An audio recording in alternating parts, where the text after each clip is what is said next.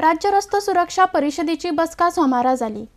बसकेन रस्त्याचेर जावपी अपघातांचेर कशा तरेन नियंत्रण हाडचे आनी कशी पावलां मारची हाचेर भासाभास जाल्या म्हण संचालक Nikhil देसाईन Sangla.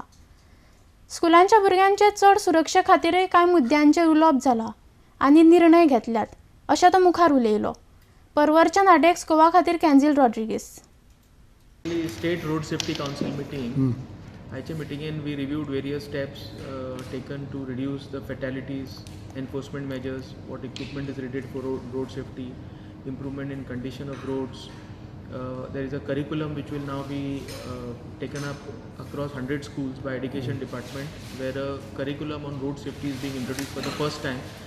We discussed on various issues like school buses, unauthorized vehicles carrying school children. That members were very concerned about this incident because there is a clear Supreme Court decision that there has to be a proper school bus in which children have to be ferried. So the members have raised their apprehensions and asked the concerned authorities to go about enforcing this particular clause so that there is no problem to the life and security and safety of our school children. So that issue was deliberated.